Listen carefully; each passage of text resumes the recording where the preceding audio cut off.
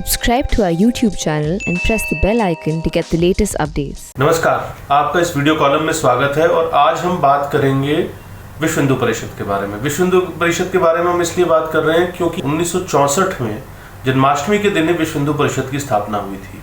हम जानते हैं कि विश्व हिंदू परिषद की स्थापना राष्ट्रीय स्वयंसेवक संघ की प्रेरणा से हुई थी, लेकिन दिलचस्प बात यह है कि 1980 के दशक में विश्व हिंदू परिषद जब मीडिया की नज़र इस संस्था पर पड़ी, इस संगठन पर पड़ी, उससे पहले विश्व हिंदू परिषद के विषय में कोई बहुत ज़्यादा चर्चा नहीं हुई थी। ये विश्व हिंदू परिषद ज़्यादा खबरों में आया, हेडलाइंस में आया जब राम जन्मभूमि का आंदोलन शुरू हुआ। राम जन्मभूमि आंदोलन में विश्व हिंदू परिषद की एक अग्रणी भूमिका थी और इस आंदोलन की परिणति हमने देखा कि 5 अगस्त 2020 को हुई, जिस दिन भूमि पूजन हुआ और राम मंदिर का निर्माण कार्य आरंभ हुआ। बहरहाल विश्व हिंदू परिषद वास्तव में एक ये विडंबना भी रही विश्व हिंदू परिषद के साथ कि उसे सिर्फ एक मुद्दे का संगठन बना दिया गया।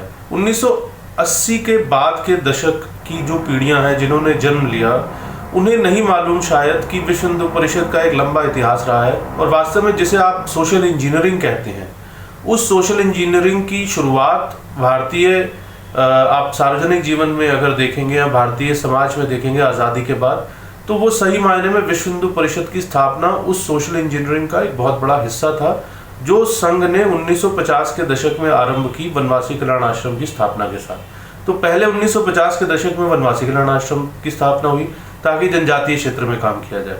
उसके बाद 1964 में विश्व हिंदू परिषद की स्थापना हुई। अब विश्व हिंदू परिषद की स्थापना का जो मुख्य उद्देश्य था वो था कि जो भारत का संत समाज है उसको सबको, और भारत के जो विभिन्न धर्म गुरु हैं उनको एक मंच पर लाना, और हिंदुत्व की या हिंदू समाज की एक जो बड़ी फॉल्ट लाइन है, जिसे कि आप एक बड़ी दरार कह सकते हैं, वो थी जाति प्रथा। और हम जानते हैं 1960 के दशक तक भी देश में ये हालत थी कि बहुत सारे जो हिंदू धार्मिक गुरु थे वो हमारे जो शास्त्र हैं, जो वेद हैं, उनकी एक रूढ़िवादी व्याख्या करके और एक तरीके से जाति प्रथा का विरोध नहीं कर रहे थे और कई हद तक जाति प्रथा का समर्थन भी कर रहे थे। या जाति आधार पर भेदभाव का भी समर्थन होता था। छुआछूत बहुत ज़्यादा आप कह सकते हैं प्रिवेलेंट थी, बहुत ज़्यादा थी ज़मीन पर, खासकर ग्रामीण क्षेत्रों में। तो इस सारे माहौल के अंदर जो आरएसएस के दूसरे सरसंघ चालक थे, राष्ट्रीय स्वयंसेवक संघ के द्वितीय सरसंघ चालक माधव सदाशिव गोलवलकर, जिन्हें गुरुजी भी कहा जाता था, और गुरुजी खुद एक दीक्षा प्राप्त सन्यासी थे। 1930 के दशक में उन्होंने रामकृष्ण मिशन में दीक्षा ली थी। खैर वो एक अलग मसला है, लेकिन उन्हें ये मालूम था और संत समाज के साथ उनका एक सतत निकट संपर्क भी था। इसी बीच में एक चुनौती उन्हें ये लग रही थी कि किस तरीके से हिंदू समाज की इस फॉल्ट लाइन को दूर किया जाए कि जिसमें जो धर्म गुरु हैं, जो धार्मिक गुरु हैं, वो आए और वो जाति प्रथा के उन्मूलन की बात करें। और ये आसान नहीं था क्योंकि हम जानते हैं कि बहुत सी अहम थे, बहुत सी रूढ़िवादी व्याख्याएं थी और एक अपने विचार पर अड़े रहने की प्रवृत्ति थी। तो और हिंदू समाज में हमेशा इस तरीके का एक लंबे समय से कई सौ वर्षों से विभाजन चल ही रहा है। तो गुरुजी ने, दादा साहब आपटे एक संघ के वरिष्ठ प्रचारक थे, उनको चुना और उनसे कहा कि आप देश भर में भ्रमण करिए और जाइए, लोगों से बात करिए और इन सबको एक साथ लाने की कोशिश कीजिए। ये जैसे मैंने फिर कहा कि बहुत मुश्किल काम था। दादा साहब आपटे, ऐसा नहीं है कि विश्व हिंदू परिषद की स्थापना ओवरनाइट ही जो है ये 2 महीने 3 महीने में हो गई। दादा साहब आपटे ने 1955 के बाद से लगभग 7-8 वर्ष तक पूरे भारत का भ्रमण किया। भारत के बाहर भी बहुत सारी संस्थाओं से संपर्क किया क्योंकि 2-3 चीज़ें इस समय और हो रही थी 1950 के दशक। 1955-56 में मध्य प्रदेश में नियोगी समिति की रिपोर्ट आई। नियोगी समिति ने मूलतः जो हिंदू जनजातीय जनता थी उसका ईसाई धर्म में या ईसाई मत में मतांतरण हो रहा था, तो उसको उन्होंने पॉइंट आउट किया, जिस पर देश में मतांतरण को लेकर यानी कि रिलीजियस कन्वर्जन्स को लेकर एक बड़ी बहस छिड़ी। और ये भी लगा कि ये जो वल्नरेबिलिटीज़ हैं, ये जो फॉल्ट लाइन्स हैं हिंदू समाज की, उसकी वजह से भी जो कन्वर्जन और इस तरीके से हिंदू समाज की कमियों को एक्सप्लॉइट करने का मौका लोगों को मिल रहा है, खासकर मिशनरीज को। तो एक तरफ ये नियोगी कमेटी की रिपोर्ट से बहस छिड़ गई, दूसरी तरफ कुछ विदेशों से भी लोग जो हिंदू वहाँ बसे हुए थे वो लगातार संघ के संपर्क में थे और वो बार बार ये बात कह रहे थे कि वे चाहते हैं कि वे अपनी सांस्कृतिक जड़ों से जुड़े रहें, तो कोई ऐसा संगठन हो, कोई ऐसी व्यवस्था हो जिससे कि वो हिंदुत्व की सांस्कृतिक विचारधारा, भारत की सांस्कृतिक विचारधारा, इससे जुड़े रहें।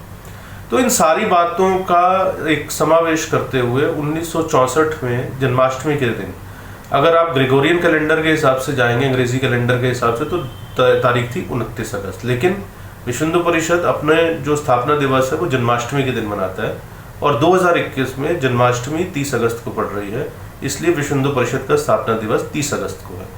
तो मुंबई के संदीपनी आश्रम में, संदीपनी आश्रम स्वामी श्री चिन्मयानंद जी का था, उन्होंने एक महत्वपूर्ण भूमिका निभाई थी इस पूरे विश्व हिंदू परिषद के गठन में। लगभग 40 गणमान्य व्यक्ति उपस्थित थे, अलग अलग पंथों, संप्रदायों और हिंदुओं के भी कई प्रमुख प्रतिनिधि, धार्मिक प्रतिनिधि उपस्थित थे, धर्मगुरु उपस्थित थे। तो इसका संस्था का गठन हो गया। लेकिन जो असली एक बड़ा मोड़ जो है वो आया, वो 1966 में था, जब महाकुंभ के अवसर पर प्रयागराज के अंदर प्रथम विश्व हिंदू सम्मेलन आयोजित किया गया, जो विश्व हिंदू परिषद ने आयोजित किया। इसमें देश विदेश से कई हजार प्रतिनिधियों ने हिस्सा लिया, और पहली बार ऐसा हुआ कि सारे संत एक मंच पर आए और उन्होंने जाति प्रथा के उन्मूलन के लिए अभियान छेड़ने की घोषणा की। सामाजिक समरसता के इतिहास में भारत के अंदर जातिगत भेदभाव को दूर करने के प्रयास में संघ ने या संघ से प्रेरित संगठनों ने जो भूमिका निभाई है, उसमें ये प्रथम विश्व हिंदू सम्मेलन एक बहुत महत्वपूर्ण मोड़ है। लेकिन दुर्भाग्यवश इसके विषय में ज़्यादा चर्चा नहीं हुई। इसके बाद एक बड़ा मोड़ 1973 में आया था, जब संघ के तीसरे सरसंघ चालक बाला साहब देवरस, उन्होंने वसंत व्याख्यानमाला पुणे में बोलते हुए अपने भाषण में ये कहा था कि if untouchability is not a crime then nothing can be called crime. तो इस तरीके से एक अगला फेज था जो संघ ने छेड़ा था सामाजिक समरसता के लिए।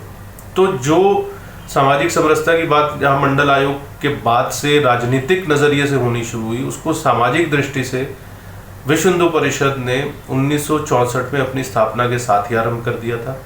और विश्व हिंदू परिषद का जो एक सब्सटैंशियल काम है, एक बड़ा काम जो है, वो सेवा का काम है। वे एकल विद्यालय चलाते हैं, वे बहुत सारी जगहों पर स्कूल चलाते हैं, इसके अलावा भी धर्म प्रसार का काम करते हैं। उनका एक महिला विभाग भी है।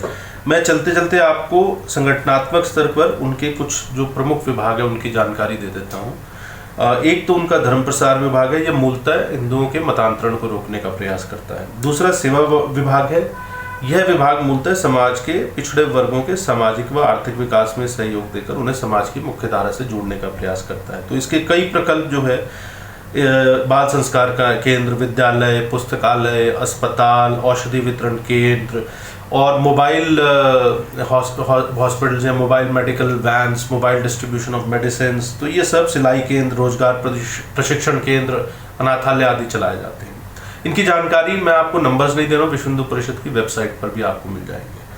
इसके अलावा एक दिलचस्प विभाग है धर्माचार्य संपर्क विभाग। इस विभाग का गठन संतों व धर्माचार्यों से सतत संपर्क रखने के लिए किया गया है। और फिर इसके बाद और इसी विभाग के माध्यम से लगातार संत समाज को और धर्माचार्यों को जागरूक किया जाता है अस्पृश्यता विरोधी अभियान के लिए, जातिगत भेदभाव को दूर करने के लिए, हिंदू समाज की अन्य सामाजिक कुरीतियों को दूर करने के लिए। इसी प्रकार से महिला विभाग है। महिला विभाग के गठन की प्रक्रिया लगभग 1973 के आसपास विश्व हिंदू परिषद में हुई थी। और उदयपुर में कार्यकर्ता प्रशिक्षण शिविर के बाद प्रोफेसर मंदाकिनी दानी, ये नाम आप ध्यान से सुने, प्रोफेसर मंदाकिनी दानी, वो विश्व हिंदू परिषद की पहली फुल टाइम, जिसको आप कह सकते हैं महिला वर्कर थी, महिला कार्यकर्ता थी। जैसे जो पुरुष फुल टाइम वर्कर्स होते हैं उन्हें प्रचारक कहा जाता है, तो आप इन्हें एक प्रचारिका कह सकते हैं। उन्हें संगठन में मंत्री का दायित्व देकर महिला विभाग की प्रमुख बनाया गया था। तो एक बड़ा महिला विभाग है जिसके अंतर्गत जो है, और 1979 में 1979 में जो द्वितीय विश्व हिंदू सम्मेलन हुआ था प्रयागराज में ही, उस समय लगभग 50,000 महिलाओं ने उसमें हिस्सा लिया था।